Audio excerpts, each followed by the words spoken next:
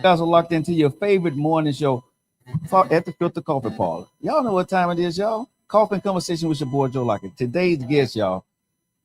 Listen, this show must be getting really popular because I got very, very important VIPs making time for your boy. I'm gonna go ahead and let y'all know. I got the DA in the building today, y'all. And I ain't going to jail, okay? But I got the DA in the building today. Y'all know who he is, the one and only. The DA, Danny Carr. He's in the building and gonna have coffee and conversations with your boy, Joe Lockett. So make sure you guys grab your coffee, man. It's a conversation that you've never heard before. And we got some things that we want to talk about. And I got some things I want to heap on him. But it's gonna be a great conversation. But before I get to my special guest today, I want to talk to you guys about, of course, you always talk about your health. Make sure you guys are eating healthy out there, taking care of yourself. But I want you guys to understand something about this show. This show is live at the Filter Coffee Parlor, the community show, right? This show has taken over the internet, y'all. And trust me, I am so happy and thank you guys for all the listeners, the new followers that we have gotten for this show, and all the people that want to come onto the show now. When I first started this show, man, people were like, man, you done lost your damn mind, right? But now there are people wanting to come onto the show, and we have celebrities and VIPs coming onto the show each and every week. So first and foremost, I want to thank all my guests. Number one, for trusting me with their stories, trusting me with their journey, and trusting me to have a conversation over coffee. Love you guys so very much for doing that, y'all. And make sure that you guys, this conversation here is a very important conversation. And no matter what municipality you may be in, this is a conversation you listen to. This man that I'm about to bring onto the show today, right, took me under his wing years ago when I was nobody. But he made me somebody. The one thing of what makes a good DA, if you're a DA, that what makes a good DA, that he or she sees you before you see yourself. They see something in you that you don't see in yourself.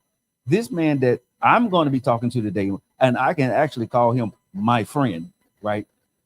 Saw something in me when people didn't believe in me. And even when the time we met, he was going through a time where people was like, maybe sort of, kind of, right? But we believed in each other. We trusted each other. And over the years, I have watched this man flourish and take the community by storm. He walks down the street. He cannot walk down the street without taking a picture or shaking a hand. You know what I'm saying? It's my man. All right, y'all. Without any further ado on this great show today, the one and only, my friend, the District Attorney of Jefferson County, Danny Carr. Welcome to the show. Joe, glad to be here, man. Look, pretty day, wonderful place for coffee. I'm on this show with a man who has, in my opinion, has transformed what community conversations mixed with coffee, mixed with sunlight, live show. Man, I'm so proud of what you've done, man. Thank you. I can recall when we first talked years ago. Yes. And there was a lot of uncertainty around me and my course of action and who I was and was I fit to do the job and things like that. But you embraced me as well, man. I want to tell you, man, I appreciate that. And if you come calling, my brother, I'm there, man. You always answer the phone, man. One thing I can say for over the years, because when your birthday comes or whatever, I text you, say happy birthday. That's right. You know what I'm saying? How you doing? That's right. We don't talk often, but we talk. Right? Because there's a mutual respect there. That's right. But on this show today, man, I know you've done hundreds of interviews. I've seen you on CNN. I've seen you everywhere. Yeah. I want to do a different show with you, my friend. So is it okay if I call you Danny? That's it. All right. That's what I prefer. All right. Yes. So Danny, I want to have a conversation with you, man. And I want to go back because I know your mom, I know your family, right? I want to go back to the time before you came this guy that everybody knows and you can't go anywhere without, it's like you can't go nowhere without nobody knowing your name, right? Right. I want to go back to who is Danny, okay? Did you grow up here in Birmingham, Alabama? Grew up here, born and raised in Birmingham. Okay. And actually, born and raised in the Ensley community. Okay. That's a community where a lot of people say there's not a lot of good come out of it, right? It's a community for years. Even when I was there, people considered it underserved. But at the end of the day, I tell people all the time, at the time when I was there, there was a true neighbor in the word neighborhood, meaning that the neighbors cared, the neighbors held a level of responsibility for the young people in that community. Right. The OGs kind of speak. Right. They would always tell me, look, man, you're different. You they protect you can't roll with us. You're different. Right. And I didn't know what they meant, other than probably, hey man, you don't have the intestinal fortitude to do what we do, right? Right. Which obviously I didn't. But in reality, in that community, walking back and forth to school, you ran into that sector of the community. But that sector at the time really, they kind of protected me. I had a loving family. My mother, who's a retired principal, didn't spare the rod. She made still don't. She made me understand that there were no excuses, right? Right. Your circumstance don't dictate your future. You do. Right. And because of that, thank you. Oh man, this is Appreciate you. This is top shelf here, man. This top shelf. Coffee conversation, baby. Yeah, but your circumstance don't dictate your future. You do. And because of that, I always honor her. I always honor my family, my grandmother, my late grandmother, my mom, and I'm just proud to call her my mother and be her son. You don't have to answer this if you don't want to. I never asked you this here. Right. I never knew you talk about your father much. Right. Was he there? Was he around? My biological dad wasn't around, Joe. We never really had a relationship. But in reality, I had a grandfather. I had an uncle who a lot of people know who's a Hall of Fame jazz musician. Didn't know that. Yeah. So his name is Daniel Carr Jr. Okay. I'll give you some what people don't know. Okay. My name when I was born was Daniel Carr III. Okay. My grandfather was Daniel Carr Sr. Jose was Daniel Carr Jr. I was the third. Wait a minute, Jose. Where Jose come from, bro? Yeah, that's what they call him, Jose. Okay. And some of the listeners, they'll know what I'm talking about. Okay. But he was inducted to the Jazz Hall of Fame recently. Wow. And they did a documentary on him at the Carver Theater. Okay. But my grandmother decided I don't want no more Daniel Carrs in the family. So my name was changed when I think my mom said about 2 months old to Danny Carr versus Daniel Carr III. So my name was changed. So your original name was Daniel. Daniel Carr. Wow. But my legal name is Danny Carr, because my grandmother didn't want any more Daniel Carrs in the family. Look at grandma changing history. She changed the history. History. And my stepfather, who's deceased recently, Lieutenant James Hope, who did a lot for me. Showed me the way. But I can tell you, man, the OGs, the teachers, the coaches, who sports, man, I have to give all of them the credit in the world, man. Brothers and sisters. My little brother, Jackson Hunter, he was killed. Talk about that all. Yeah, he was killed. Guys carjacked him, took his car. This was right during the summer after he graduated high school, on his way to his freshman year at Miles College, and they killed him, took his car, and so that's always a difficult thing. But at the end of the day, I truly believe in the afterlife, and I believe that at the end of the day, no matter how you leave here, if you're a true believer, then it's a better place for you. So 10-year-old Danny. Yeah. What did you want to be when you grew up? It's funny, and I'm glad you asked that question. I wish I had bought it today because I want your listeners to truly believe this. At 10 years old, I used to always watch Matlock. My grandmother always had Matlock. We had one television. So you didn't change the channel. You watched what was on. And she loved Matlock. Wait a minute. Grandma didn't let you change the channel. And use the channel to change it, right? I was the channel change. But if you didn't buy the TV, you didn't change the channel, right? So I just love Matlock, and I feel like Matlock was just the smartest guy in the world. Right. But in reality, as I got a little older, here's the thing.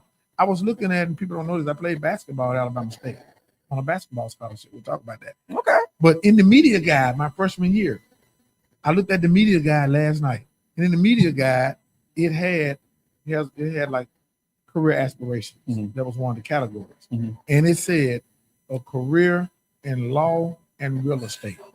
And I've done both. But at the time, honestly, neither one of them had anything to do with math. So that's what I wanted to do. So do you think, honestly, looking at Matlock because of grandma, do you think they really played a part into you? It did. I really felt like looking at that show, and I felt like in that time, he would always solve a problem. Right. He would always get to what the issue was. Right. And then growing up as a young man in what they call the hood, I call the neighborhood in Inslee, I just felt like, being a lawyer was just something, for whatever reason, was just embedded in me. I didn't have any lawyers in my family. Obviously, didn't have anybody that ever worked in the DA's office in my family. Right. To be honest with you, during that time, I didn't know who or what the DA did. Exactly. Yeah. And most people that went to law school with me, Joe, they all want to be criminal defense lawyers, or they all want to be personal injury lawyers. They all want to be the next Alexander Shinar or things like that. But for me, it was, for whatever reason, it was a different path. And what I realized, Joe, was this. A lady asked me one day walking out of the courtroom. She said, I know your history. I know who you are. I know your brother was murdered. I know you're from a single parent home. I know 2 of your best friends are in prison for the rest of their lives. But you became the DA. How do you sleep at night? She looked in my face and asked me that. And my response to her was simple. And it was, if you don't have a seat at the table, you're probably on the menu. And what I meant by that was, you have to have a seat at that table to affect change. Criminal defense lawyers, I love them all. But you don't get to them until you've done something. You've been charged, incarcerated, and all this stuff. Right. But you know who made that decision? The DA. You don't go before a judge unless the DA made a decision to indict you. Your assets under the asset forfeiture clause can't be taken unless the DA does. So if you think about all of the things that the DA and all the duties that person he or she has, in my opinion, that's the most powerful person in the criminal justice system. And at that point, when I realized that, I said, wow, man, why not me? Why I can't be at that table? So I got to ask you this, Danny. At what point in your life when you were growing up that you decided what you just said, why not me? Joe, I can remember leaving the Dollar Move. I don't know if you remember, there was a Dollar Move over there. Over there. Yeah. Dollar Move. Yeah. And my mother and my uncle, who I mentioned, Jose, Daniel Carr Jr., he had nice cars. Always had nice cars and always dressed a certain way. I remember that growing up, right? And he would let me drive his car. I had to learn something. But my friend, one of my buddies, he was 2 years older than me, he had a driver's license. We drove his Corvette to the movies one night. And leaving the movie theater, we were pulled over. And we were pulled over for no reason, to be honest with you. And car was searched. And knowing what I know now, that's unconstitutional. That's illegal.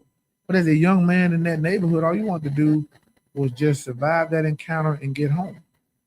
At that point, not saying I wanted to be the DA, but I realized that at that point, you need to be in a decision-making component in order to effect change in the community, man. And I never forget that when I was pulled over, stopped, taking out the car, and it wasn't a messy encounter because I was always taught, when you're dealing with law enforcement, your job at that point is just to be compliant and deal with whatever later. Not argue with them, not try to fight. But in reality, the more I thought about that, Joe, there was no probable cause or anything. We were pulled over strictly because we were riding wild black in a nice car over in the innocent community at the time. Wow. And I think about all those things now, man, and in reality, man, and one last part of this is on a guy named Judge Houston Brown, who was the first African-American presiding judge in Jefferson County. First one ever. He and my mom were best friends. And I don't know if you remember Clyde Jones, who retired. They were law partners. When I graduated law school, I went to work for him when I passed the bar. He came to me and said, listen, you can work here at our firm, but in reality, if you truly want to make a difference, if you truly want to get trial experience, you want to be a trial lawyer, you need to work at the DA's office. Something that I was interested in anyway. Well, he called David Barber, who's a longtime DA. David hired me, and I've been there ever since. And, July of this year will make 24 years for me there. Wow. Now, let me be clear. I started there when I was only 2 years old. I want to be clear about that, Joe. Let me be clear about that. I was 2 years old when I started there. But 24 years for me, man. I got you. 24. Makes sense. So yeah. I mean, it's been a godsend. It's been a blessing, but it wasn't really my. I'm just being obedient. I think this was really my calling, man. I think God put me in this position for a reason. I wanted to ask you. So when you was in Inslee, what elementary school did you go to? I went to Council Elementary, Okay. and And from Council, I went to Jackson Nolan. So you was J.O. Marching Mustang. Hey, Oh, Jackson you was Nolan. acting a fool then. Jackson Yeah. Nolan, yeah, hey, through and through. Played basketball at J.O. Okay. Let me say this. Never played only 2 games of B team. Okay. From the 9th grade through the 12th grade, I played varsity basketball. Okay. So you can hoop. I can hoop. Okay. I started as a 10th grader, Okay. got a full scholarship at Alabama State University, played For there basketball? and started there for 3 years as well. I never knew I know a lot that of people, about you. A lot of people. You don't look like a hooper. Then I've been knowing people, but you look. Even people in the audience know, but you don't like no hooper. This my friend, right? With friends like him, you know, I look like a hooper. We friends, bro. People wonder. They I'm gonna get pulled over. I'm gonna get pulled over when I leave. You are. People ask me that all the time. I said, but they do say, they said, Daddy, you really hoop? I said, you can look it up. You can Google it. Right. I hooped and played at Alabama State for 4 years on a full scholarship. Mm-hmm. Played at Jackson Nolan, got recruited by UAB. And the only reason I didn't go to UAB and play basketball because there was a guy on the team at the time. Mm-hmm. You may notice now he just got the head coaching job at Rams named Barry Bearden. I heard Barry Bearden, who's the new head coach at Ramsey, was playing at West End, but he was starting point guard at UAB. So I got to ask you this question now since you're about the basketball thing, Daddy. Go ahead and grab a call, man. You can move them. Let me grab my call for a minute. Yeah, we're going to go ahead and grab a call. Grab a call. Yeah. So what was the stats like, Danny? Let me say this. I don't know what those stats like. Let me say this. Okay. My senior year, I led the county in assists. Okay. My junior year, I was second in assists. Okay. I averaged my senior year. I think I averaged about 16 and 8. 16 and 8. Yeah. Okay. Yeah.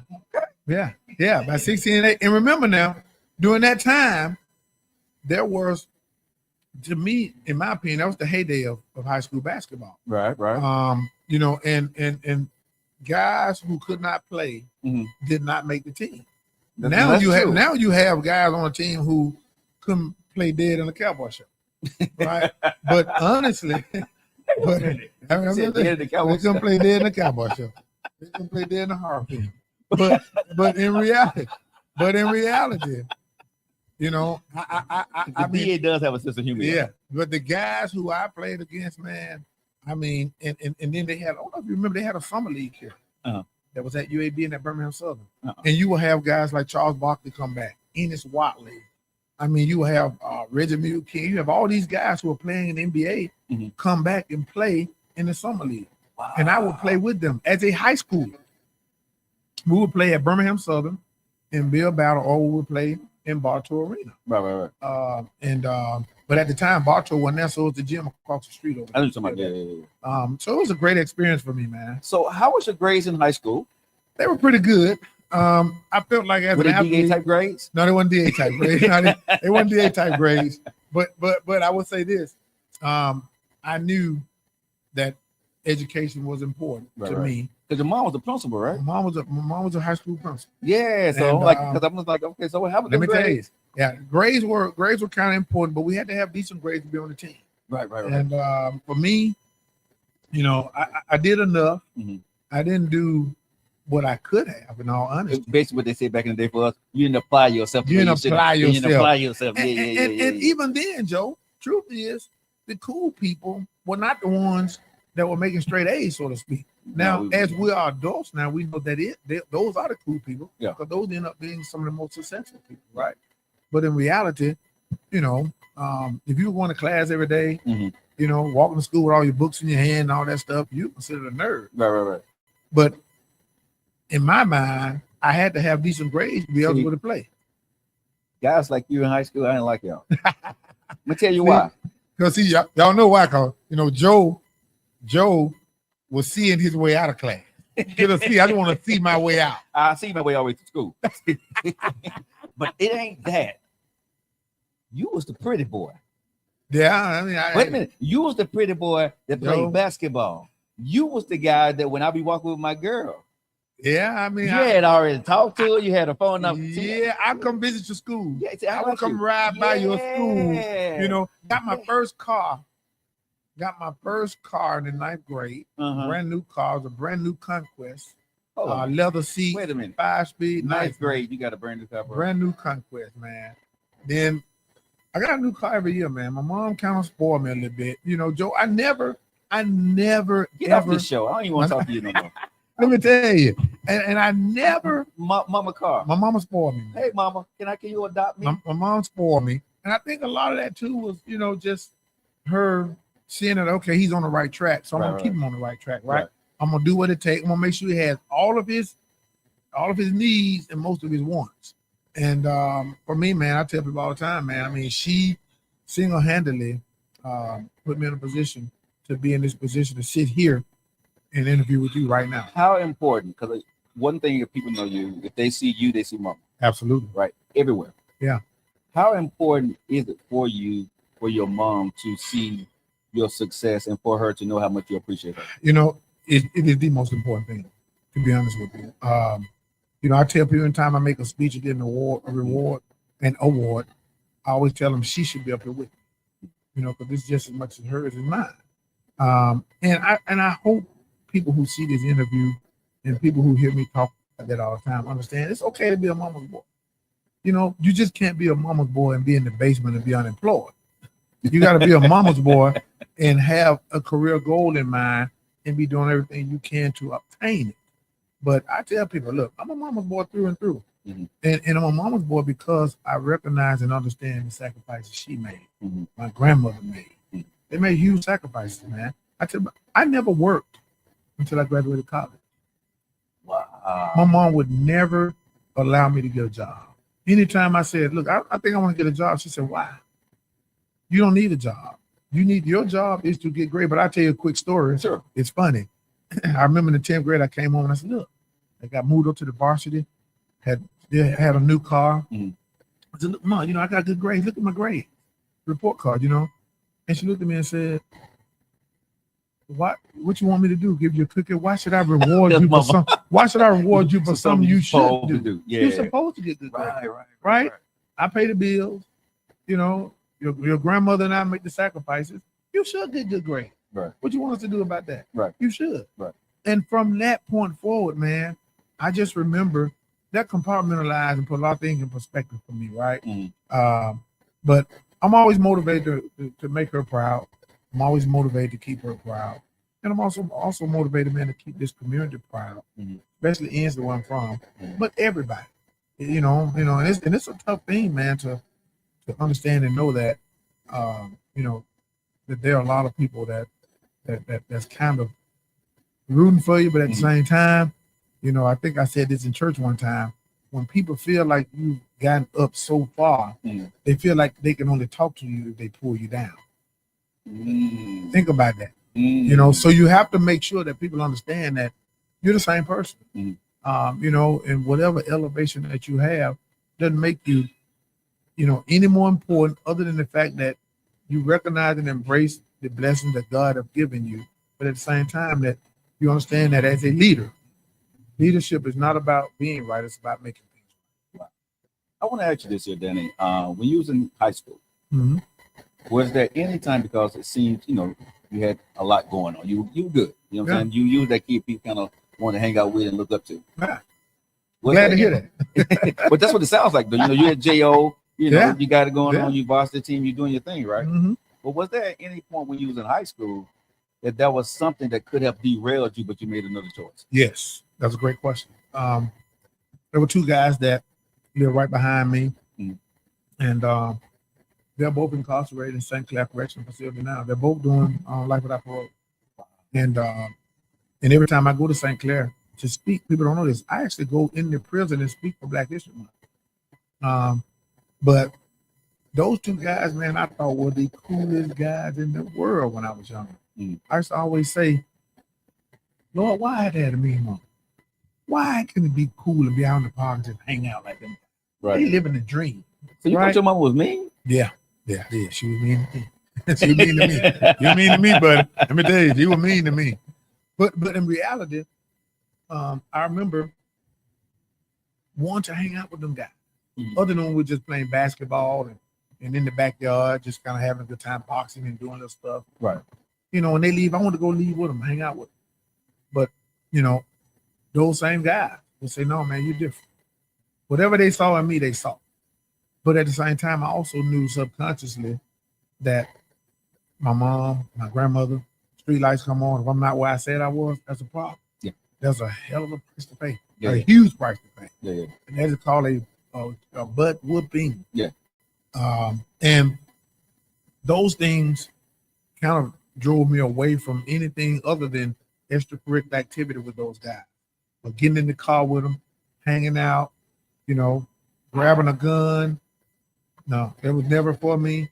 And those guys really, honestly, those guys in the community plus my family, you know, made it. That was a time when me and you grew up that the community took care of. So I grew up in West End, 5-211. Yeah. And Nook, Easy Rider, Big Nook. Big Nook. I know Nook. Everybody knew with Nook. the Easy Rider. I know Nook. Everybody knew Nook. Yes. Nook was that man. Mm-hmm. We all knew what Nook did back in the day. That's right. Nook lived on the corner. I lived on 304. He lived right around the corner from us. What Nook did never came to me. Right. He made sure all the kids in the neighborhood were protected. We could play football in the street. Right. Tyree, play that tackle football in the street. Hey man, we did it all the time. Jumping, all the time. We never. When I grew up, when I was in West End, we never, even kids, because you don't worry about danger, but we never knew there was danger. Correct. You know what I mean? I never knew when I grew up there that it was a bad place. He made sure of that. That's right. I didn't know until I got older that what he did, and when people was going back and forth to his, but we just saw people going in and out. You know what I'm saying? Or we saw him doing something, but he never sold. We were good. Right. We came up in a time where the neighborhood protected the kids. Absolutely. Made sure that the good, like you said, they just call me Little Lockett, right? Or Little Joe. Because I am a junior. Right. And anytime I would do something, Little Joe, you nothing to do that. And like you said, the street lights couldn't come on for me. You heard it. You better get there. Let me tell you, you better hightail it. And you better hightail it, and you better not be a minute. You better not hear a cricket at nighttime. Oh no, you better be in the house. My mama told me by the time that street light came on, your butt better be on the porch. Absolutely. Not when it's on, when it come on. When that light pop on, you better be on the porch. On the porch. You know what I'm saying? Not walking around the corner. Right. Not walking up the steps. On the porch. So you knew when I looked when that thing, bro, man, paced out. But Joe, what happened to that? I mean, think about it. What I mean, how did we get to where we are now, where that is just so sorely missed, man? I think now, Danny, when we look at where society is, parents are busy, being busy. Our parents were busy raising us. Correct. You know what I'm saying? Right. Everything they did was in the light of us. Right. There was no beauty in health. There was no, I need to get my weave done, go get the nails done. I never saw my mama get her nails done. Okay? I never saw my mama. Right. I never saw my mama spend money to go get her hair done. Right. Ever. Right. Mama had rollers in her head. Okay. And she would paint her fingernails with the little stuff that she got from the drugstore. That's it. That was it, bro. That was none of all this. I got to go get a massage. My mama, to my knowledge, never went and got a massage when I was a kid. Right. That wasn't her regimen. Her regimen was to be a wife to my father and a mother to her kids. That's right. Right. That was it. I think now that everybody is more in tune to what they're doing, I'm a parent, but also I got to make time for me. So the mindset is. I think a lot of it has to deal with the mindset, and Big Mama's no longer here. Big Mama is Young Mama now. Exactly. And so the Young Mama Young Mama said, I didn't want to be like Big Mama in the house, code in the road. You know what I'm saying? Right. So their mentality and the philosophies that they have, in my humble opinion, has changed. They're still great moms. They want the best for their kids. Mm-hmm. But our mom and dad made us work and took away, and really took away. Like, I guarantee you may have had a car, but if you missed about your mom was snatching the keys. Let me tell you, quickly. I had a car, but it was strictly, hey, school, back to the house. Wasn't riding around. Let me tell you, I had that. I probably had that car 2 years. It was 9,000 miles. Bruh, I'm You gonna weren't tell able to you, drive it. when I did get my driver's license, my father gave me lecture after lecture after lecture every time I left the house. But there was one rule that he always had. You can have one friend in the car. One. Same rule. He said Same rule. he can sit in the front seat.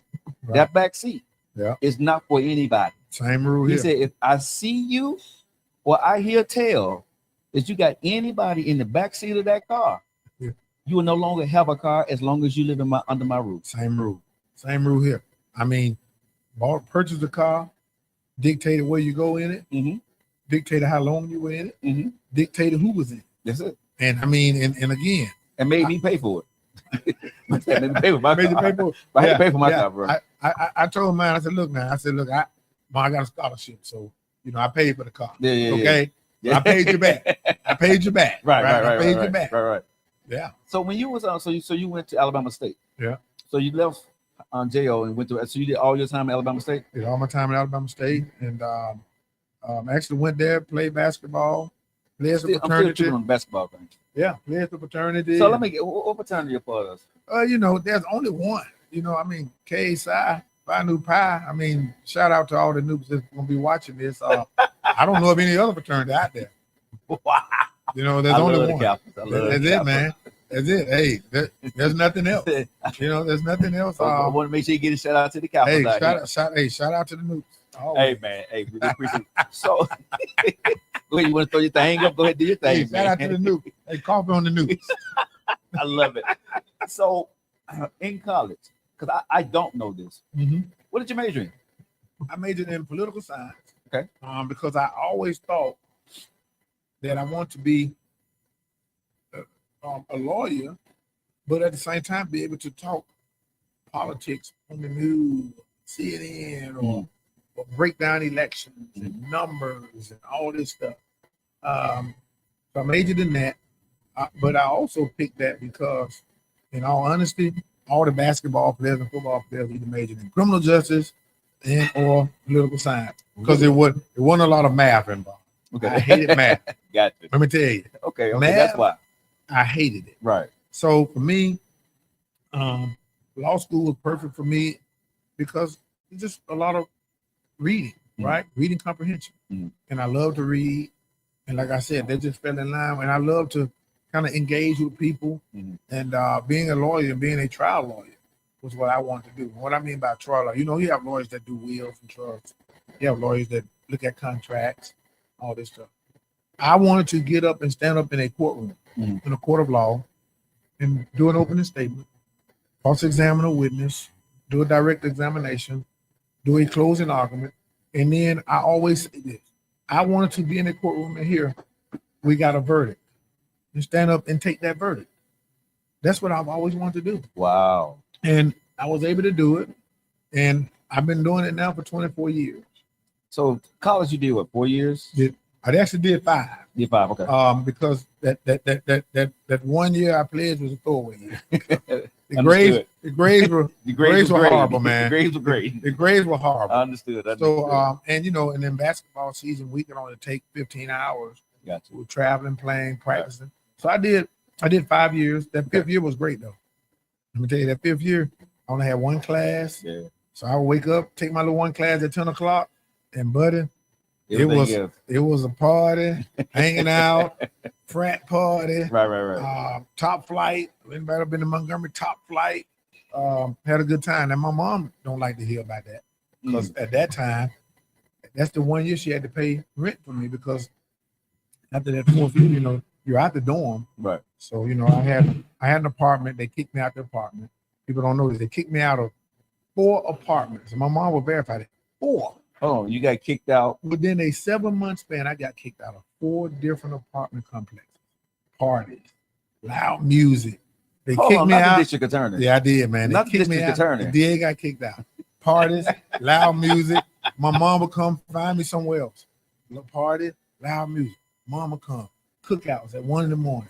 We on the deck. We cooking out. Somebody got to look. What somebody, are you cooking, Danny, at 1 o'clock in the morning? Look, man. Somebody decided it was a good idea to have a cookout at 1 a.m. Steaks. Let me tell you. I mean, hot franks, You know, dudes on the back talking loud. So I get kicked out of that one. Then she finally found me a house. Uh-huh. And I had a house up there, man. And of course I didn't get kicked out the house, but it was close. But the neighbors were complaining too. Cars all on the grass because of the party, you know. Them How cappers. them campers, man. Campers, the Omegas will come over, Alphas will come over, the Right. Sigmas will come over, You AKs, and it's just a party every day. Yeah. So I would tell somebody, you know, Tuesday is, you know, your day to get the steaks and chicken. right. You know, Wednesday my day. Then I'd be like, wait a minute. Well, am I doing we this? got some guy playing, you know. Man, let them bring the chicken and Yeah, stuff yeah, over. yeah. What are they doing? You know? Right. So whenever we had a line, oh man, we would have more food in a little bit. Right. Oh, it was just fun. Wow. Just fun. So after you graduated, Mhm. I want to know what Danny's mindset was. You got your degree. Right. You walked off that stage. Right. Number one, what was that feeling like, bro? Can you take me back to the moment You know, you sitting in that thing with that thing on and you walk? Talk to me, Danny. let me tell you, it was a great feeling, Uh-huh. but at the same time, I was kind of sad because I hate to leave. I just spent the whole year having a great time. And now I had to come back home and get back under the throne of my mom and my grandmother, right? Right. And and that degree felt good sitting there, but I was like, man, what am I gonna do? Right. True story. Okay. Emory Anthony, who was the dean of Mount Law School at the time. I remember my mom called him, and I told her, I said, look, I want to go to law school. Miles was like maybe $3,000 a year, whereas Cumberland or the University of Alabama was like $15,000 a year. So you know, enrolled in Miles Law School, and let me tell you, I just got home.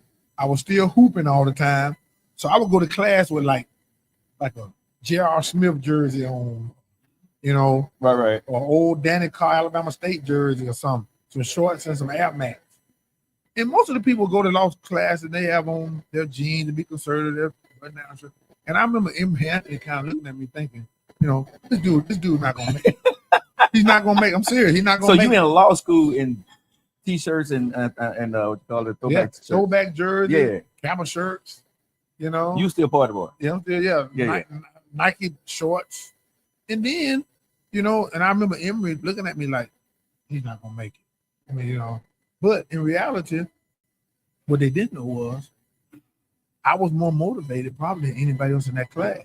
You know, you just couldn't see it because for me, and people oftentimes say, man, we never know what you're thinking. You just couldn't see it. But I would go where I'm comfortable, get in there, dig in, do the work. And maybe a lot of guys walk in class with a briefcase, a suit on. But the question was, were they truly motivated, right? You know, I probably didn't look motivated. Let me tell you, Joe, I was motivated. And I wanted to go and I wanted to pass the bar the first time. Didn't want to take it 2 or 3 times. I wanted to pass it the first. And all the mantra was, well, Miles graduates, they don't pass the bar. Their passing rate is low. They don't pass the bar. Let me tell you something. And I told a group this the other day when I spoke at the school. Those same people at Cumberland, University of Alabama, University of Loyola Marymount School of Law, University of Georgia, guess what they have to do when they come to Birmingham and interview at the DA's office? They have to be okayed by a dude from Miles Law School to get a job.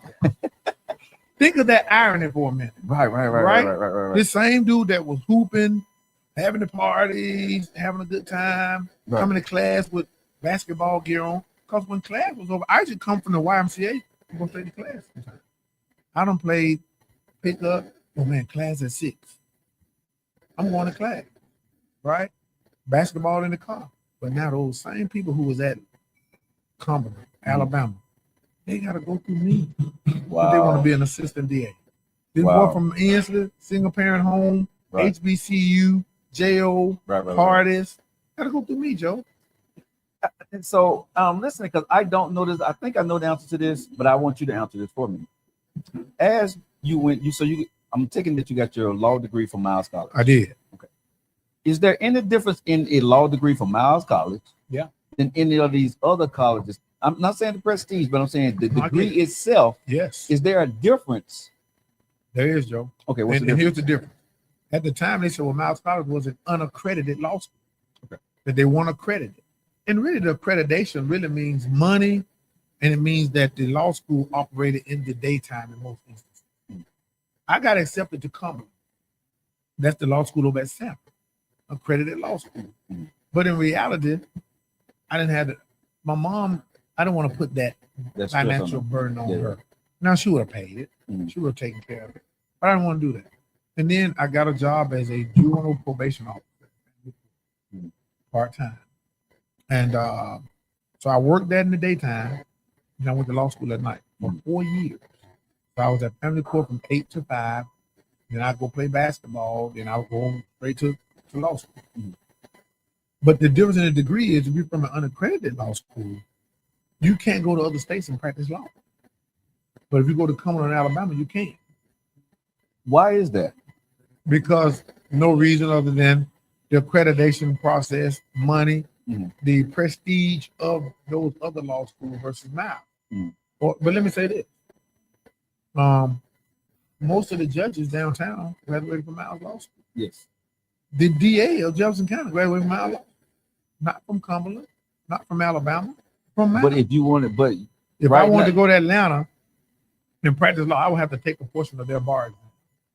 And or I would have to petition the court what they call pro hac vici to actually be allowed to practice for that one case only. Just that one case. But after that case is over, that's it. I have to even do though every you've time. been the DA for all of these years, they still will make you do that. Now I think now they would allow me to kind of be grandfathered in a little bit, but I still have to take a portion of their bar. Yes. That's crazy. That's crazy. But if you went to Cumberland, you can go to Atlanta and you can practice law. That's and the curriculum is pretty much the same, right? Curriculum is the same. It's a law degree. I took the same bar that the Cumberland people took. Same bar exam, same test. And let me say this, I only took it one time. I passed it the first time. First time. My man. First time, scored the third highest in the state on it. Wow. So you was on it. I was on it. And in the civic cemetery, the bar exam, when I took it, Joe, it was 3-4 days, and it was all day. It was from 8 to 5. And it was test after test.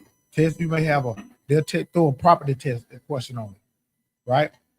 Property, wills and trusts, uniform commercial code, taxation, all that stuff, all day for 2 days. And then that third day, they gave you 200 multi-state questions. Wow. And you had to take it, and it's a civic center full of people, about 400 people in there. So now you got me thinking now. So the cowboy, the party guy. Yeah. You know what I mean? The guy going to the class in his throwback jersey, you know what I'm saying? That's it. Shorts, Nikes. That's it. I want to know this. I'm really curious now, Danny. Right. How did you buckle down, right? Right. From everything that you was kind of used to, who you were, that routine you had. Right. To get yourself in the mindset to take that bar. What did you do and what did you change? Let me say this first off, Joe, because I really felt like a lot of people didn't believe I could do it. That motivated me. Let me tell you, there's nothing that motivates me more than when somebody tell me I can't. I'm gonna tell you something. People said, Danny, you 5'8", right? You know, 5'9.5" you had on high heels. You know, and you want 160 at the time. There's no way you could be the starting point guard at Jackson Hole High School. Not only did I start, I never played B team but 2 games. I was put directly on the varsity. No way you'll get a scholarship in basketball to a university. 4-year scholarship to a D1 school. No way you'll start at that D1 school. Started 3 of my 4 years.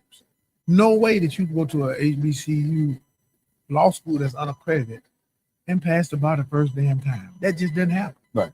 Passed the bar the first time, third high score. No way that you can be elected DA. You're from the hood. You're not from an accredited law school. They've never had a black district attorney of Jefferson County. Never. You can't do it. How can you? You can't win it. Won in a landslide. Sure did. Right? So now what's next? You know? And for me, I tell people, there's nothing that motivates me more, Junior. Nothing in this world than when somebody said, no, Danny, you can't do it because of your circumstance. Now, if I'd have came back in town with a degree from Loyola Marymount, he can do whatever he want to be. Right. He went to Hoover High School. He can be whatever he want to be. Right. They see because of where you came from. They give you the credit without you actually really doing the work. They want to limit what I can be. And in law school, I'm gonna tell you, and in law school, once I got ready to study for the bar exam, Joe, I did it like a job. And I tell students who can't pass the bar now, okay, we got to do it like a job. What I mean by that is, I got up every morning. I took a leave of absence without pay for work. But what I did for 3.5 months, 4 months, but I saved money up to be able to pay my bills because I knew I was going to do it. Mm-hmm. I got up every morning at 8. I was at the library, and I worked my way into using Cumberland's library, which you shouldn't be able to do because I didn't go to Cumberland. Mm-hmm. But I met people over there. They let me come over there and use the library. Mm-hmm. I went to their library. 9 o'clock, I was in the library. I worked till 11. 11, I took a 10-minute break. Came back, 12, worked till 12. 12, I went to lunch. Mm-hmm. You know what Sanford is? So at the time, the mall was, the Brookwood was wide open. Yeah. We're talking about 2001. Okay. Mall wide open. I would go to Brookwood and eat lunch. Come back. Start back up at 1:30. Took a break at 3:30. Went back, stayed till 5. At 5 o'clock, I had paid for these bar review courses that was at Cumberland. Mm-hmm. So my bar review courses started at 6. I would go to the bar review courses from 6 to 8. And then at 8, I would shut it down. I did that every day except Sunday. Every day. And what I also did was this. 2 things. I never took, don't y'all take this the wrong way now. I took baths instead of showers. Mm-hmm. Here's why. Because in the tub, I can play a cassette at the time of the law. The elements of negligence, the elements of what it takes to have a valid will in Alabama. All these things, it became my favorite song. I heard it every night, right? Just the tenor of the voice. I played tapes in the car, never played the radio. All those things are sacrifices that I made. And I got up every morning and ran 2 miles. Here's why. Because you had to be physically able to sit in a room for 8 hours and be in good shape in order to take that test. Mm-hmm. So I ran every morning, studied just like a job for 8 hours, took my bar review, and I listened to tapes. I did that for 4 months, all the time. Who told you to do that? Nobody, just somebody came over there. Because I wanted to reinforce what I learned that day. So even now, Joe, and common law is what the bar exam is, not what we use in the model penal code. But I still know the elements to this day. People ask a student sometime now, tell me the elements of negligence. Oh, I'm not really sure. Well, you're in law school. It's your 3rd year. You don't know it? Mm-hmm. I took the bar 24 years ago. Mm-hmm. Duty, breach of duty, causes and damages. Tell me the elements of burglary at nighttime at common law. Mm-hmm. Breaking, entering, nighttime, dwelling house of another with intent to commit a felony therein. Still know it. But that's not the law we practice under now, but that's what you have to know for the bar. But that's why you did it, though. That's right. And those are sacrifices, man, that I tell people. Nobody saw those sacrifices. When they saw me, they just saw me, right? Nike, hanging out, being me. But I didn't hang out during that time. I didn't know. I know people didn't know. I'm sitting there listening. I'm in the basement. I'm like, wow. I mean, and I was motivated, man. But I was motivated also for my mom. Motivated for my grandma. Motivated for my homeboys and ends. Motivated for my friends. Just motivated, man, for people to be able to know that, hey, man, I can do this too, right? And as I'm listening, Dan, this is what I love telling, listening for calls and conversations, right? There's moments in everybody's story, right, that there's a story that was no glory, right? Absolutely. And so you creating the chapters, right, to get to that point. Absolutely. No one knows. I don't know if y'all ever watched and seen him. I didn't see him speak sometimes. I've never heard the 4-month story. That's right. Nobody ever heard this. I've never heard the 4-month story. And it's true. Right? That right there, to me, right, besides, the determination to be able to do all these other things, right, you had that it. You know what I'm saying? Right. Like, yeah, I'm going to show you. That's me.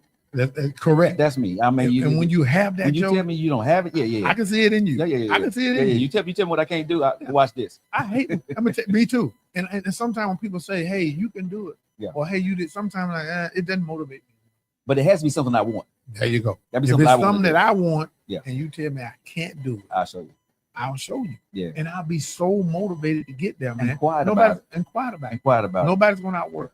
People ask me all the time now, Dan, why you do so much? Mhm. You know, why do you, I see you on the radio, I see you in these programs, I see you at churches, I see you speaking at schools, I see you doing all these things, Mhm. right? And I tell them, in reality, that part of it comes from just me understanding the importance of leadership and understanding the importance of being present.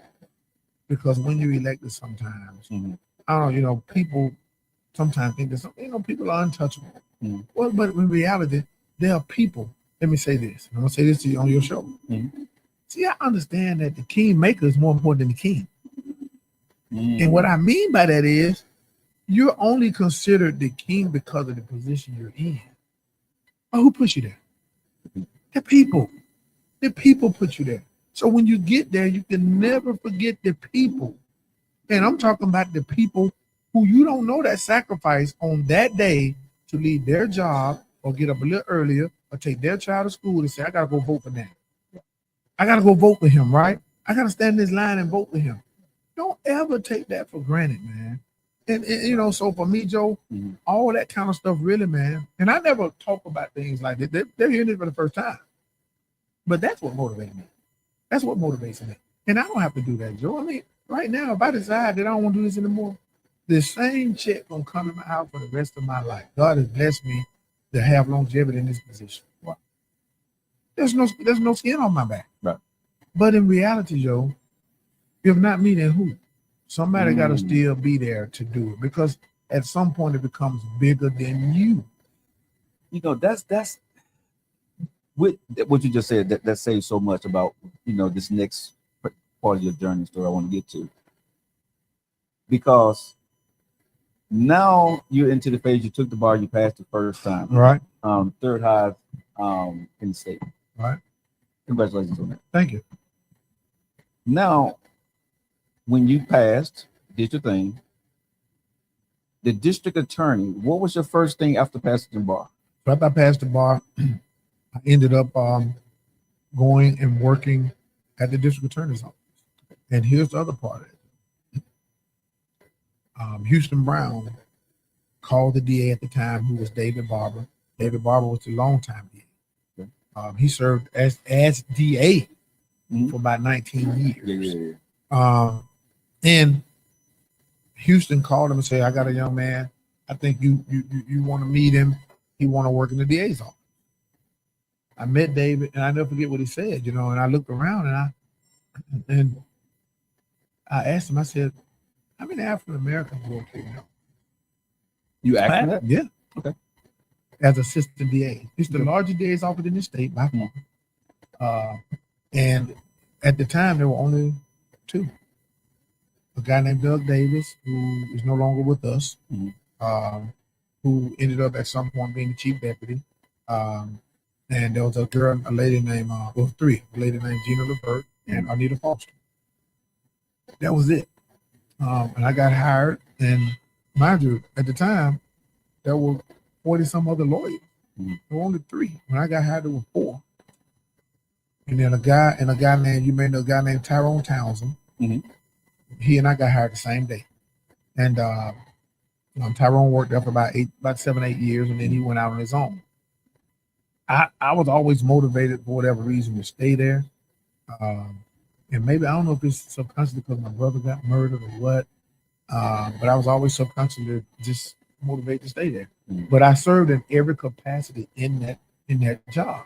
Nobody could say that Danny doesn't know the DA's office and you're not qualified.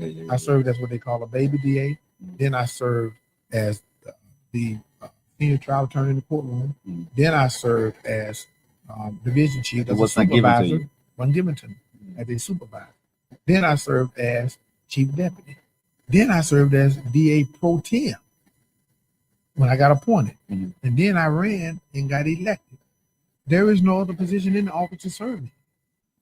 So coupled with that, and having the respect of the judiciary, having the respect of the defense bar, lawyers who know that, hey, Danny actually was going to court. He was the lawyer in the drug court. He was the lawyer in the mental health court.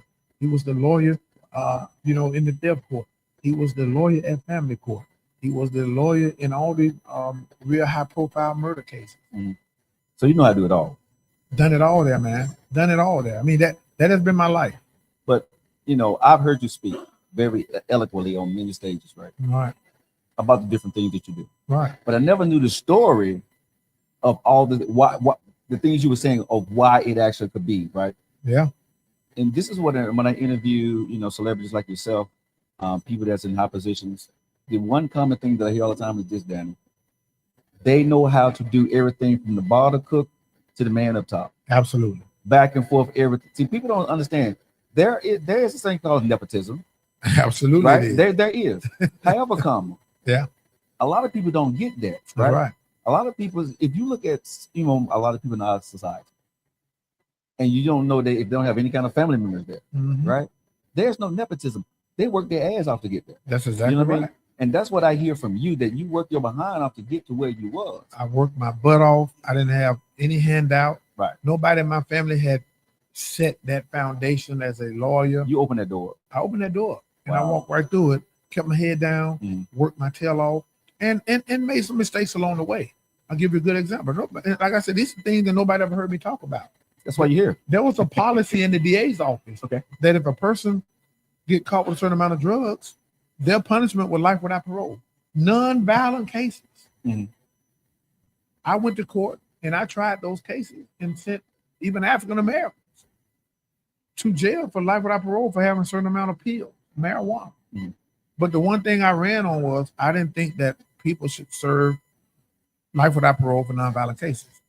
Since that time, all those individuals, Joe, I've helped get out. They've gotten out. Really? All of them. All of them. And not only did I help get them out, Joe, I have lunch with some of them at the fish market once a month. Look at you. Those same guys who sat in a court and heard me stand up and say he needs to serve the rest of his life in prison. They're out now. They're doing well. They're leaders in our community. Thank you. They're working at my second chance job fair. Thank you. They're with their families.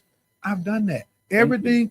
There's nothing that I ran on that I hadn't done, and more.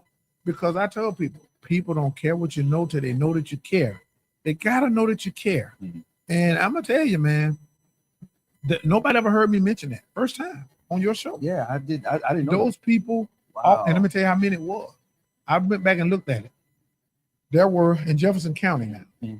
There were 16 people serving life without parole for drug cases. Had done 20 plus years. Wow. Years.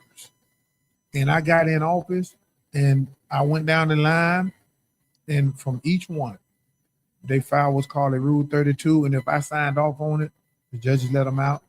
Each one I've signed off on. They're out now. They're doing well. I mean, they still call me, send me cards. And I'll tell you, man, that's the part of the job that people don't know about. A lady asked me yesterday, just out the blue, does this job affect you, Danny? And I thought about that when she asked me that. Just out the blue. And I told her, I don't know the answer to that, Joe. I really don't know. Because she said, look, you see the worst of everything. Right? You see the worst of everything. And does that affect you? And I said, I really don't know. Before we go any further, man, I know by your time, I want to say thank you.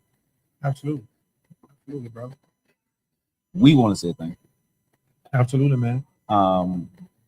Because the hard work that I see, I know some of the things you do, but I didn't know the things you do. Oh, man. Joe. Right. Well, you don't have to say, look, man, I need to tell you thank you. I told you, man, you were one of my supporters before it became popular. Support me.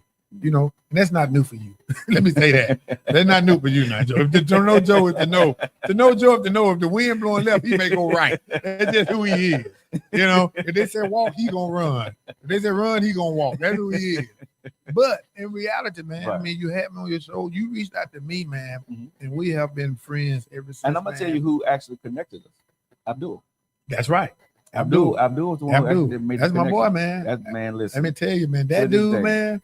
That dude. And I'm so proud of him. Oh, let me tell you. I got to get him on the show. You got to get him on the show. Man, because he's in politics. Yeah. He was always around it. But he never wanted to be front and center. Front and center. Yeah. Abdul would call me, man, and be like, hey, what you doing? I'm like, oh, man, it's 7:30. I'm still, you still asleep. Man, I done knocked on 100 doors for you, man. Get up. I mean, that's the dude he is. Yeah. And so for people like that, those are the people that motivate me, man. Yeah. People like Abdul, people like you, man. People Big who Walk, all really those big guys. walk. Yeah. People who support you even when, I told a group that think about this, y'all. I don't know if y'all thought about this. What's that? To have a job where 50% of the courthouse every day is mad at you. Every single day you wake up. Think about this. If a guy gets a bond, you know what people say? Oh man, the DA being too soft on crime. If you keep him locked up, oh man, he doing what the white man do. He locking everybody up. Right. If you offer him prison, he did my family member wrong, put him in jail. If you offer him probation, see, you facilitate more crime in the street, you let them out. Whatever you do, you can't win. Somebody mad. Right. And that's every day, Joe. And the one thing that I've learned, man, and my granddaddy told me this the day I got elected. I was sitting in the incident, and he looked at me before I went to the party for people, not the party like college party. This was election party, okay? Election party. Clean it up now. Them days over. Yeah, them days over. But he looked at me and said, son, he said, from this point forward, I want you to be comfortable being uncomfortable. And what he meant was, I want you to have the courage to do what's right? But at the same time, also understand that everybody's not going to be happy with you. People are going to always Monday morning quarterback decisions you make. Right. But at the end of the day, just have if you got an articulable reason for why you did it, then do it. And for that, man, between the first restorative justice program I have now called Reset Jefferson County, there's nowhere in Alabama except at the Jefferson County DA's office. First restorative justice program. Helping Families Initiative.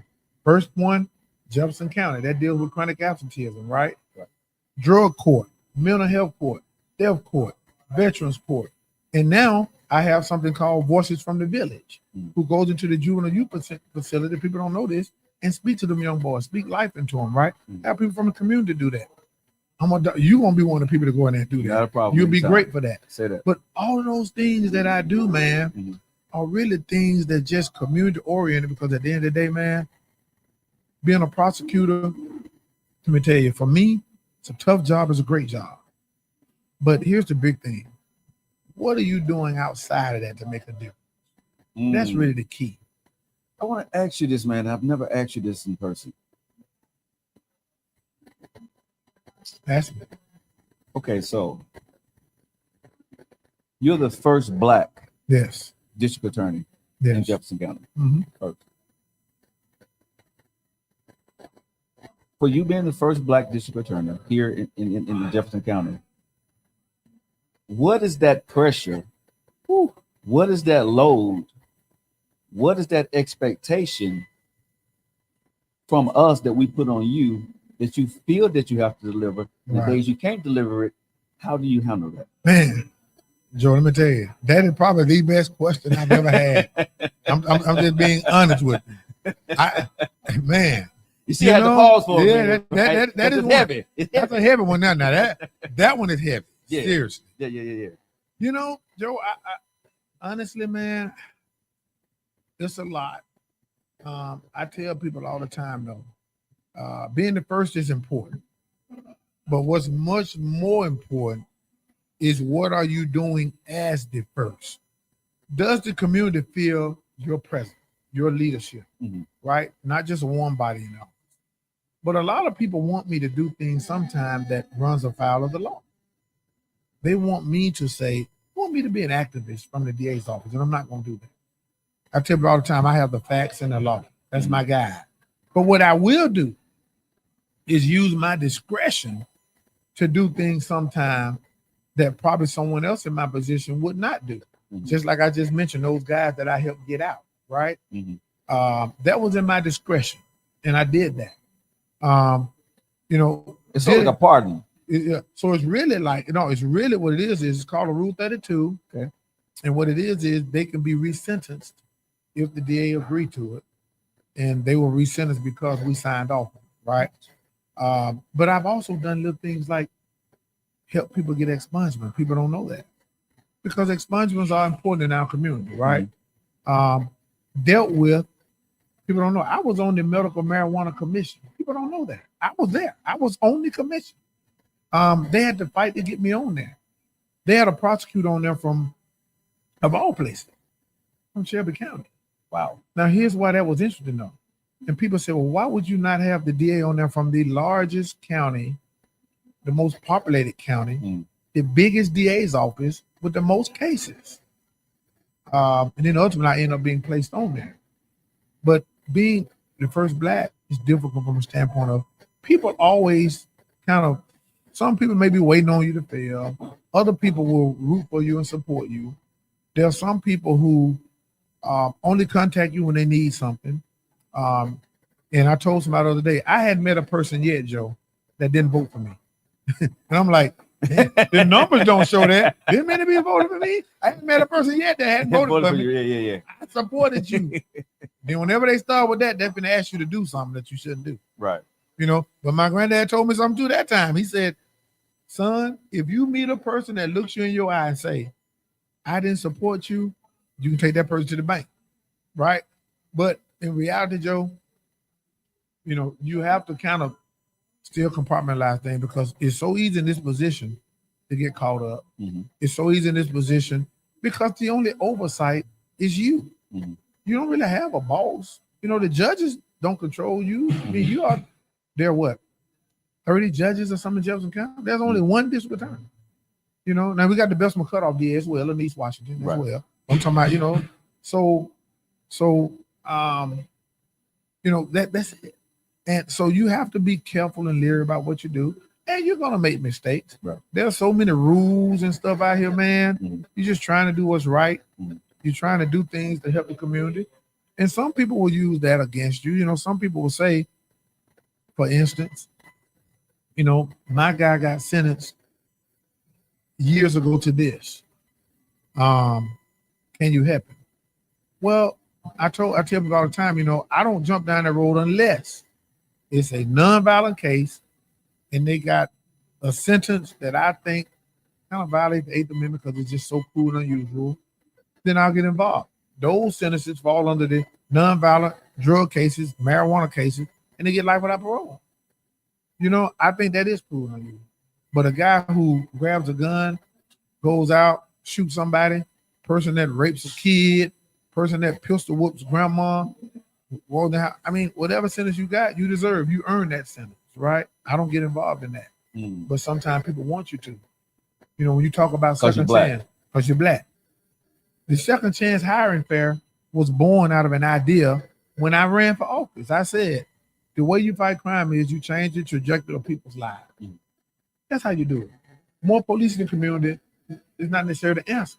You got to change the trajectory of their life. When they get out of prison, you got to give them a wage job. Like J.J. Pruitt does with his sister. Yeah. So I did the first second chance hiring fair. That's good. No other DA in the country has ever done that. But when I said I was going to do it, Joe, everybody was like, oh, you shouldn't do that. That may cause problems for you. No, you shouldn't do that. Did it anyway. We've done 9. And now you got other DAs doing it. But at first, they were like, oh, no. We did, Joe, 815 people showed up for the second chance. 800. Wow. At the Bow Well. 50 employers were there with livable wage jobs. Wow. 13 resource providers. We're doing that work. We're doing that now. And I'm going to tell you something, man. I'm going to keep pushing the envelope, man. We're going to keep making. And those guys that show up at the job fair, Joe, a lady came to the job fair. First time talking about it. True story. Okay. She said, I saw you on the news yesterday talking about the job fair. She said, me and my 2 daughters were sleeping in the car. This is all I had. She said, I put this on. My car is parked on the street at the park. I put this on. I came to this job fair. She said, and 2 hours later, I'm leaving this job fair with 3 job offers. And she said, I just wanted to stop by and tell you that. And she was crying. She said, you've changed my life. That's why you do it. That's a true story. That's why you do it. Yes, that's why I do it. And those are stories that people don't know about. But in reality, I said, leadership ain't about being right. It's about making things right. That is making things right. And that is not the job of the DA. No, it's not. Let me tell you, none of that. That's not the job. I must say a lot of stuff, most of the stuff you do outside that office is not a job of the DA. That's not the job of the DA. But that's who Danny Carr is. That's right. And that's who I am, man. Yeah. I love this community. I love Ensley. I love Ensley. I love the people in the community. Small things that I do, man. You know, I got a barbershop. I know you got a barbershop. I got a barbershop. It's called D&J. It's called Danny and Jackson, my little brother that was murdered. Okay. Barbershop in Ensley. been open now for 17 years. Now, why I never knew you had a barbershop? So if you Google me and Guy Rollins, he Okay. did a live Channel 13 interview for me at my barbershop. We walked down the street, did an interview at the barbershop. Wow. Yeah, I never knew that. and here's the thing. Mhm. I did that because so many young guys have a talent to cut hair. Mhm. But at the time they couldn't afford the booth rent. Mhm. So in my barbershop, I hardly charge them anything. And those guys are in there. They've been there for years. They're out of trouble. Their clientele is through the roof now. We have to have an appointment. They done bought cars. They got families, apartments. Wow. That's another way of me giving back. I'm not making money from that place. All right. But that's just another blessing. Look at you. God blessed me with the building because my granddaddy owned it. Mhm. So there's no overhead. And so in essence, man, that's just another way of giving back. I got 2 questions. I'm gonna let you go Okay. because people keep hearing DA. Right. What is the job of a DA? Great question. Man, you got a lot of great questions today. Man. Hey, I'm gonna do my homework next time I come on this thing. That's a great question. So here's what people don't know about the DA. Okay. The DA's job is not to convict people of crime. The DA is what I call the gatekeeper of the criminal justice system. The DA's job, and here's what it is. And when I say this, you'll understand it better. Okay. This is how I sum it up. The DA job is bifurcated, meaning 2 sides. It makes sure that the guilty doesn't go free, but also that the innocent doesn't suffer. What that means is, if you don't have probable cause, no matter how heinous the crime is, you don't charge. If the police violated someone's constitutional rights searching that car and got drugs out of it, you don't charge, right? If you can't prove the case and probable cause don't exist, you don't charge. But at the same time, if a guy's in court, and I've had this happen before, representing himself, a guy named Jermaine Frazier, representing himself in a murder case that I handled in Gloria Bayhoff's courtroom. He represented himself as his own lawyer. During the trial, I had to actually object for him. If he asked a question like, so you mean tell me Joe Lockett said I shot somebody? I had to object and say, Judge, I'm gonna object. That's hearsay. Joe Lockett is not here. He can't testify about what Joe Lockett said. Now, did I want that information to come out? Yes, because it'll help my case. But as the keeper of the system, I had to protect the record for him as well as the case. So the DA's job is just to make sure that there's fairness in the system, but also that people who commit criminal acts are held accountable. That's where it gets tough. Don't snitch in our community is prevalent. Let me tell you, something happened in West David, Hoover, Mount Brook. They tell him. People are knocking the door down to tell. That's why those guys don't go over there with that foolishness. But they're empowered in our community. That's why they still do the things that they do. But I'm gonna tell you this, man. You know, and I'm gonna tell you this too. The DA also, the law says the district attorney shall enforce school compulsory attendance. People don't know that. You had board members at the Board of Education didn't know that. They thought the school attendance officer did that. No, the district attorney's job is to enforce school attendance. Okay. Meaning if your family don't have your kid in school, you can haul that family off and put them in front of a judge. I didn't know that. Wow. You can do that. The DA also has the power to take your stuff, your car, your house. I can file a forfeiture on your stuff. I ain't finna make you mad, man. If I believe, yeah. So if You I my believe, queen. yeah. If I believe that you've garnered a certain amount of stuff through criminal activity, I can take your house. I can take your car. Wow. Do it all the time. Now, let me tell you this, y'all. Tell you how much power. The law don't even require me to file paperwork. And what I mean by that, I don't have to arrest you. All I got to do is file a petition in the civil court, and they're going to put a hold on your stuff. And if I can prove that you got it through illegal activity, it's gone. I got a joke, but I can't say it on there. I'm going to tell you afterwards. It's gone. It's gone. I'm going to tell you after. But so it's a lot of stuff, man. But it's wow. a lot of stuff. So it's power, man. That's a lot of power. It's a lot of power. That's a lot of power. So you have to be humble. I knew you was that man, but I didn't know you was that dude. No. Wow, no. But man, you wear it and you honor the position well. I appreciate it, man. No. This is people don't understand. Number one, for you to take your time out in your busy day, this is a Wednesday. Yeah. A lot of stuff going on. Yeah. To come down and have this conversation with me, you have to care about the community and like me enough to do this. Number one, Absolutely. and I appreciate that. Anytime, brother. The other part is you being this person. A lot of times, you know, you get vetted, right? Yeah. You get a bunch of questions because you're Right. not going to come on here because maybe a get you gotcha type of thing. Right. And then I hit you back up and I said, bro, don't worry about none of that. And you Right. trusted me. Absolutely. Thank you. Absolutely. Let me tell you, Thank you. Joe, look, man, you have always been a man of your word. Thank you. You've always been a man of the people. Mhm. You've always done what was right and done Thank you. good by our community, man. Thank you. And for that, you should be commended for that. And I appreciate know oftentimes people don't, people don't get enough, don't say it enough because oftentimes people take for granted Mhm. certain things. But in reality, man, I'll tell you this too. I told somebody, I am so comfortable with what I've done in this position for 24 years Mhm. that I'm an open book, and I really don't worry because there's nothing that I've done that I can't say. True. Here's what I've done, and here's why I did it. Mhm. Right? But no, man, I would do an interview with you anytime, Thank you. any place, Wow. anywhere, That man. means a lot. You make the call. You want me to come? I'm Thank there. You just tell me when. My last question for you is actually for you and us. Right. Uh-oh. It's good. It's Okay. good, man. This is good. I know you turn your head to the side. I don't know. Uh-oh. Most people think, but this is actually really good. Danny, what do you and your team, and you being the DA, Mhm. have in store for us going forward? Let me tell you, Joe, right now, we're still working on our more job fairs, but I'm going to tell you what I am working on. Mhm. Again, first time on this show. Thank you. Two things. Okay. Number one, I don't know if y'all hear in the community about people saying that they're having expungement clinics, right? We're doing expungement clinic. We're doing expungement clinic. Let me tell you what a real expungement clinic is. Okay. A real expungement clinic is a person going to a location Mhm.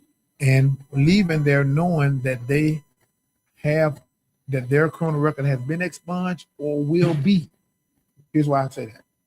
At most of the clinics, it's just some lawyers there that garner your information and then tell you we'll get back with you. To me, an expungement clinic will be people show up. In order to get an expungement, that's another power of the DA. The DA got to sign off on it. The DA got to sign off on it. The judge got to sign off on it. Aaliyah has to sign off on it. All these entities has to sign off on it. And you got to pay a $500 fee per case. And it's got to be placed on a court's docket. It don't just happen. But if you get all those people in one location, meaning Joe Lockett shows up, he needs his marijuana case expunged. Well, the DA is here. DA looks at your petition. Okay, I'm good with it. Pass it to the judge. I'm good with it. Aaliyah. Yeah, we got the fingerprint. I'm good with it. You walk out of there knowing I got an expungement. Right. That is an expungement clinic. Not you have a couple of lawyers, volunteer lawyers there, and they take all your information and say, all 200 people, we may get back with you in 6 months and let you know. That's something I'm working on. That's a huge undertaking. The second thing I'm working on too is placing a second chance, and I don't know what I'm gonna call it yet, a second chance job relations kind of volunteer person in the DA's office. Here's where that's gonna be different.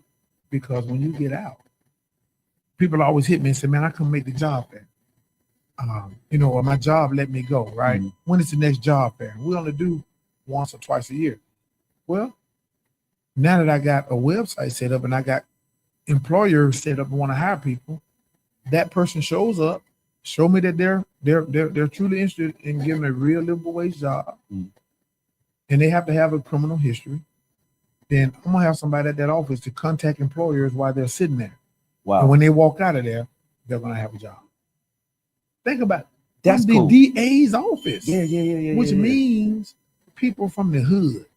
No more excuses. No more excuses. Man, my Helping Families Initiative, Joe. Let me say this. You didn't lock him up. Who is that? Oh, yeah, he definitely got to get locked You up. didn't lock him up. Matter of fact, I'm glad. Yeah, We're looking for you. Boy, let me tell you. Boy, look. You bring them Man, all out. Look, when you do right, man, they just show up for you to lock them up. You don't have to go find them. You have to go find them. If y'all wonder who's in the background, it's Big Rob. He was on the show last week. Big Rob in the house, baby. Yeah. He in the house. But the last thing, Well, let me tell you, while you're there, I'm gonna make sure you get some lobster tail, steak, the kettle one, you'll be all right. I did it. No, but that's the last thing, man. It's Right. just that people contacting the office Mm. from Ensley, Preston, to North Birmingham, Blackpool, Mm. contacting the DA's office saying that program, Helping Families Initiative, it helped my child, it helped me. Mm. My child going to school now. We want to stay in the program. We don't want you to kick us out. We want to stay in the program. Right. What have you ever heard of Blackpool contacting the district attorney's office? You haven't? Want to be? I ain't heard white folks doing that. Then Correct. I'm sorry, I ain't heard that. So it's happening, man. Yeah. It's happening, man. So Congratulations. we're gonna keep doing it, my brother. But man, this show is awesome, man. I got. You know. This is what I'll lead you with this one here. Okay. What would you tell the 10-year-old Danny Carr, if you could tell him anything? What would I tell him now? Yeah. I would tell him that, you know, number one, he got to believe in himself. Number two, that his circumstance don't dictate his future. Mhm. Number three, you know, you show me your surroundings and the people you hang with, I will show you your future. And number four, and more importantly, be motivated by knowing and having a plan about what you can be and who you can be. And shoot for the moon. So if you miss, you'll always be amongst the stars. So Danny, you did all that. Man, go ahead, grab that coffee. Big I dog. appreciate it, Grab brother. that coffee real quick, Hey, man. yeah. I want to say thank you, man, for Absolutely, everything you're brother. doing, bro. We love you, man. Love you, man. And that's what Appreciate brings success to you, man. All right, y'all. You guys have seen the one and only. He just wastes coffee. I'm glad I wasn't on camera then. But see, I told y'all, with friends like Joe, he gonna tell him I wasted it. I knew you wasn't on camera. But it's all good. It's coffee. Hey, y'all. I hope y'all guys enjoyed this conversation. You're just catching this build up. Go back and watch on the LIM network, right? On YouTube, go down to Joe Lockett Show. And also, if you guys want to contact your DA, don't. Okay? Go to his office and stop thinking that things that can't be done. Hopefully, you guys learned a lot about the DA's office today. You have a DA in the Jefferson County, right, that cares about you, right? And that's very important. So make sure when it's time to go out there and vote, you do your research. I always tell people, do your research, then vote for my boy. All right? Y'all know how I feel about you, right? Your boy Joe Lockett, man. We love you. Enjoy the rest of your day. Finish up your coffee, and I'll see you guys next week.